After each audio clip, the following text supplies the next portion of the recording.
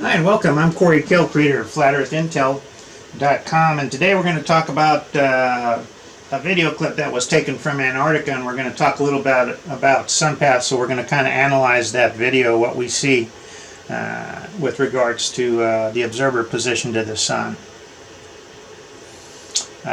We need to understand the sun path to the observer, and on this diagram here we have the orbital ring of the sun.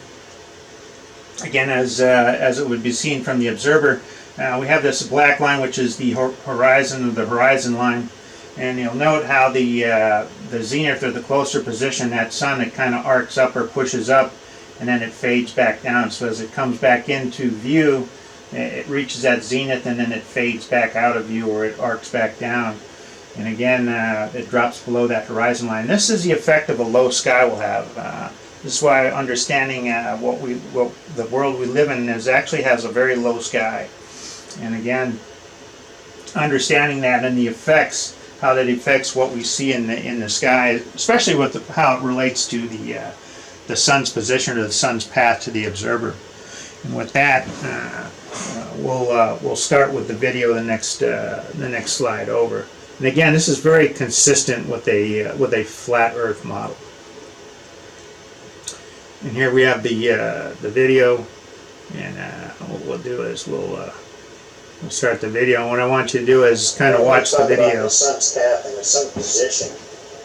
This comes from Antarctica in the video clip. And it's not a bad video clip. It shows sun position pretty good in a smooth time lapse. As we go through, we'll pause the video and we'll talk about sun position. So as you can see here, we'll note the camp there below, and then you can see the sun as it starts to arrive from the east. This is looking northward. Now you see the sun position here. We'll pause the video, and we can see the sun position here. It's low in the horizon as it comes up, and what it's going to do is going to kind of bow out or come up and then bow back down in. And this would be kind of consistent with the flat Earth model when we talk about sun position as it relates to the observer. And we'll go ahead and start the video again, and you'll kind of see that movement as the sun moves. There's a short break in the video base, I think, that they were located at. Here again, we'll note the sun's position. Note as it kind of as it comes into view. When we started off in our horizon, now it starts to go up as it starts to come up as it travels across the horizon. This is what I was talking about in the previous slide. Sun position as that nears the observer. You'll see that kind of zenith as it gets closer. And here as it travels through, it's a pretty smooth time-lapse video, which is kind of telling. Here you look at kind of the zenith area. As it gets closest to the observer, you look at its position. It's still far off in the distance, but again, as it travels across the screen, looking northward in the sky towards the sun's position as it comes across the Antarctic continent. And we can kind of see as it travels. Now you note that there's some clouds in the video clip itself. You'll see some cloud cover start to kind of cover up the sun as well. But that sun, as it kind of comes across, it goes across that screen. Again, very consistent with what would be a flat Earth model. And you'll see now as the light, you'll note as the light starts, or as the sun starts to push downward or move away from the observer, you'll notice that the darkness, the edge of darkness starts to reappear from in the east.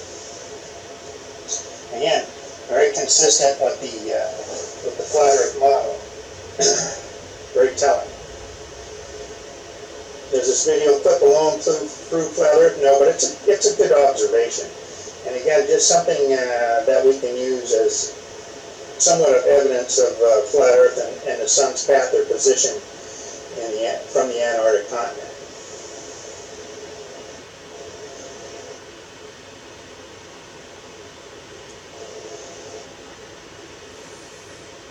And again, talking more about the sun path as we break it down by kind of some of the frames. We look here, as you saw in the video, that sun starts to appear, and then you watch it as it kind of bows across the sky and moves from your right to left as we view it, or as it's viewed from the Antarctic continent. Again, very telling information on this video, and it's something that we can kind of watch and see actually happen before our eyes as evidence with regards to the shape of the Earth. Here the sun appears a little bit more as you see it start to come into view, that intense brightness, and as it continues to climb or get closer to the observer, it continues to climb in the sky.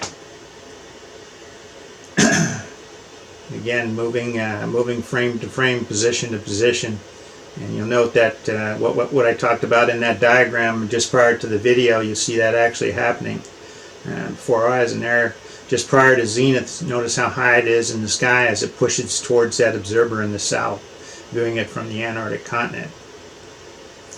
Again, some pretty good evidence with regards to the shape of the Earth. Again, more observation is required, but this is a very good indicator of flat Earth. Very telling. And again, right here at the zenith, you'll note how high the sun's position is to the observer, still quite a ways off in the distance. And again, looking at it from the camp or where they had the video equipment viewing it, but again, it reaches that high point or its zenith to the observer or its position, and just like I showed you in the diagram prior to the video. And then of course, as it moves off or just after the zenith, it starts to bow away and goes back down towards the towards the terrestrial line or the horizon line. It pushes back down towards it. Globe model would have just kind of the opposite effect. Again, kind of a telling difference. Again, as that sun continues to move away from the observer as we view it. Again, this is interesting video. Not sure if that was their intent, but again, some really good video footage to analyze, and I've seen other video footage that wasn't as good as this, wasn't as smooth. Some of the time-lapse camera is broken down, and you can tell what almost appears to be several suns, or somebody trying to put in an additional object that looks like the sun in the video. So this one was of better quality and very smooth video and in time-lapse. So I think very good evidence for the flat Earth model. Again, as that sun continues to fade away from the observer, you notice the edge of darkness start to appear again across the continent. And again, this would be consistent with the flat Earth model, especially as I talked about in one of the other videos when we talk about the lay of the land, or how the continent lays with regards to the actual the sun and the rings that go just the opposite from the globe model. This concludes this presentation, video study, Sun in Antarctica. I'm Corey Kell. Thanks for watching.